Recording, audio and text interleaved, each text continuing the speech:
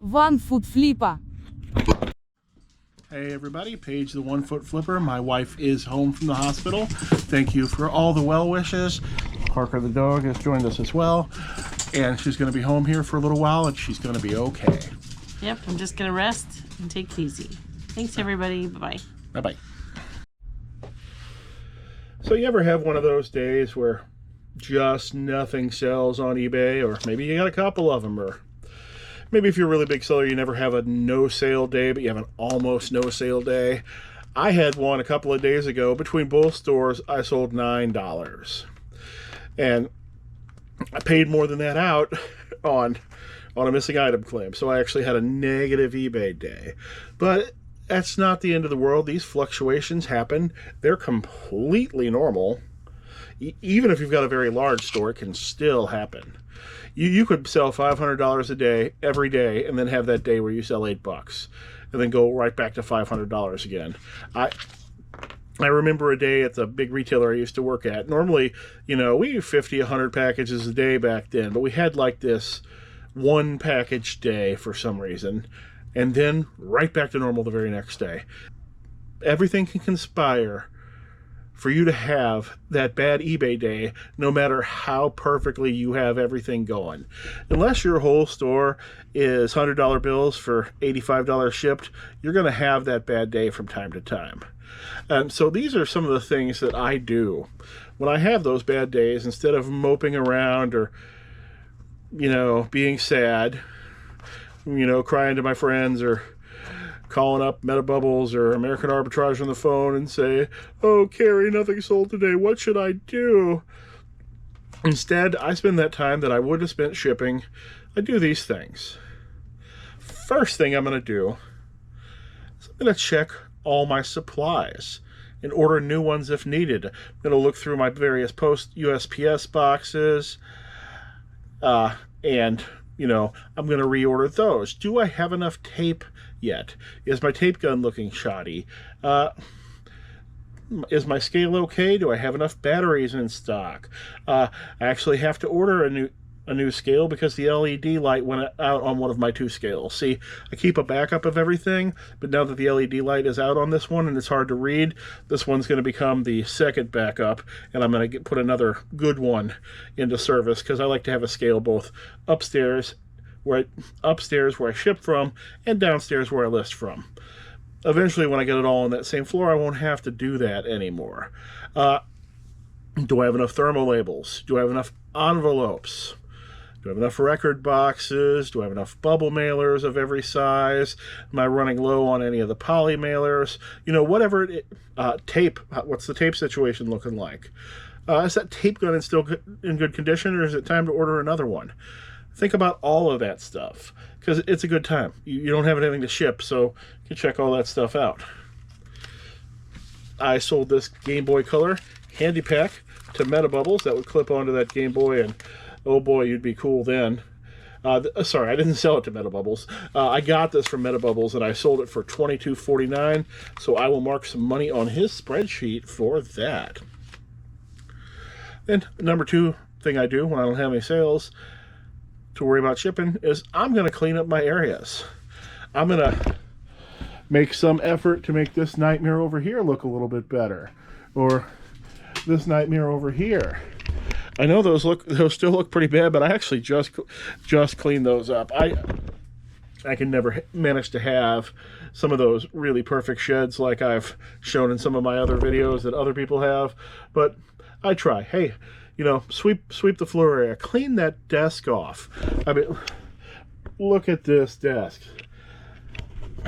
That is a nightmare. I cleaned my other desk, since I've got two. I cleaned my other desk off on my last no sale day. I didn't get to this one. Whatever you need to clean up, just do it. Luckily, I found and shipped both the Sega Carnival marquee and the miniature that were both missing in the previous video. The miniature had ended up at the bottom of a bag and that was left in the basement, and my stepfather, who came over to help me with shipping today because I had a few large items and things that had to go to UPS, he came over to help me, and he found the Sega Carnival marquee. It was like I thought, back behind a big pile of junk, way behind all of it. Now, your number 3 thing to do when you have no sales and nothing to ship, catch up on any paperwork you're behind on. When was the last time you sent in a tax payment? Has it been a while? Have you sent one for this quarter? How about that mileage log? Is that up to date? You got all your receipts for all your sales log? Is all that done? Anything else that you specifically do? Catch up on that. Make sure you're completely up to date on that. Then you could ship that one tiny sale you might have had that day, like these Bachmann train knuckles. These are for model trains. These are the parts that hold them together. $3.79 for the pair of these. 4th thing I'm going to do on that no sale day is I'm going to go ahead and identify the biggest or most difficult to list item that I've been sitting around and avoiding, and I'm just going to go ahead and tackle that item. It might be putting off listing because it's big or because it needs a million pictures or testing. I'm going to go ahead and do that and knock that out of the way. And since I've got time, if it's a hard to package item, I might just go ahead and pre-package that item as well. That way I know exactly my box dimensions for that calculated shipping. I don't pre-package most things, but sometimes the large things I do go ahead and do it so I don't end up eating it on the shipping later. I'll have to put a picture of this up here because I don't think my parents wanted to be in the video, but sold this Bachmann Gold Rush Giant Train Set G-Scale for $199.99. My stepfather Jim helped me with it, helped me get this out of the basement and take it to UPS since Amanda was still in the hospital at the time. She's still in the hospital at the time that I'm currently filming this segment, but she will be home, and you probably already saw her earlier in the video. Just these things don't always get filmed in exact order. All right, number 5 thing. Clean up your SKU systems. You have a SKU system, right? That's where every item has a location so you know how to find it. If you don't have one, you should start one. A lot of people start out without one, and then they discover they grow too big and they're not being able to find items. Now, I know there are a few YouTubers who are just savants and somehow they function entirely without one.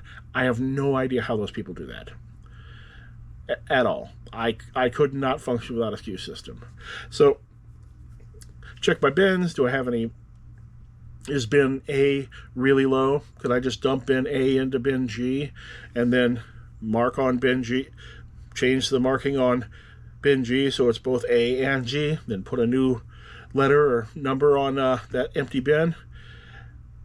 Then I'll go ahead and do it. Or another way to do that is you can also change all the listings that use that, but I find it's easier just to consolidate letters until it's happened multiple times, or numbers, or whatever system you're using there. Then I'll search my store for items that don't have SKUs listed, because that can happen for whatever reason. It's because I haven't put it away when I made the listing, or for what, or I'd think, well, I'm always going to know where this giant stereo is. I'll never not find it. No, I'll go ahead and I'll locate those items and add that SKU number in. Sure, that stereo is huge, but I've got 40 shelves. I'd rather just know right away exactly what shelf to go find it on instead of having to search around for it. I'll throw it up on screen because I already shipped it. I sold a craft gourd for $14.99. Now that fall's on the way, these are selling pretty much on a daily basis. Now, my 6th thing you're going to want to do when you got no sales, nothing to ship, is go into your store, run yourself a custom search on your store, figure out what's your cheap price, what's cheap for you. Like for me, I'll start looking for things that are under, I will search my store for items under $6, and then I'll sort the results of that by age, oldest first. And I'll just look at those oldest under $6 items, and I'll think, is anybody ever going to buy this? Is this just taking up space or valuable listing area? Especially if it's a larger item that has fallen to a very small price. It might just be time to get rid of it. Toss out some of those cheapest and oldest items, throw them away, donate them, whatever you choose to do with them. I don't give people some people give people grief on throwing things away rather than donating them, but I sometimes specifically choose to throw away items that I consider reseller bait, things that look like they'd be good to resell, but they're not, and that nobody really needs, because I don't need any. Well, why would I want some other reseller to make that same mistake as me? That doesn't need to be on the thrift shelf if it's actually bad. You know, if it's a remote control to something that for some reason there's 300 of on eBay already, and it sells for $5 shipped somehow, and there's zero demand, nah, throw that remote in the trash. Don't let anybody else make the same mistake you did. I sold a couple of vintage airplane magazines. Air World. You could win a $1,500 private plane in this issue. Could you imagine a private plane that's worth $1,500? That is amazing. And Flying Age, including Flying Aces, because those used to be separate magazines, and they combined. And this has air secrets the public never knew, as told by Nazi spies. I think both of these are, 1945 or 1946, right after World War II. Got 12, 13 total for those. I had gotten a large stack of vintage aviation magazines for about $10. They're various low sellers, but they've already paid for themselves multiple times over. Now that seventh thing, gonna do, got no sales, got nothing to ship. Go on ahead of YouTube here. Watch one of my old videos. Now be sure and like and share the video on Facebook and your other social media.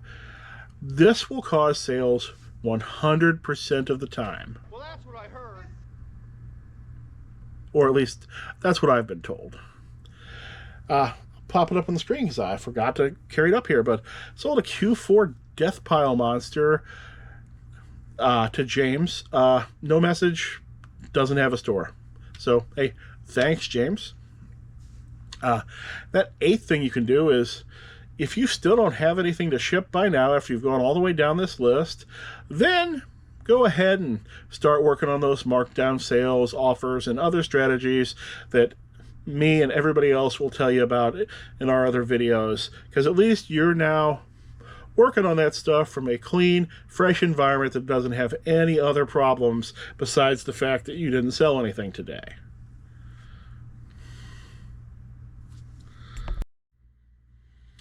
All right, well, overall, this has been a pretty rough last few days. I haven't had a single day, without my wife since I lost the leg, so I had to do 100% of everything myself, which I am not used to doing. I haven't been the parent who gets the kid up in the morning and makes sure they get to school.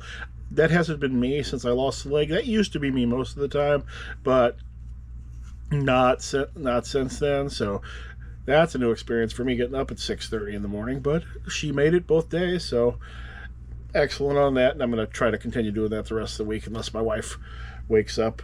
For some reason, it's always a much bigger process for her to get the kid up and go to school than it is for me, probably because she's a lot more vigilant about it.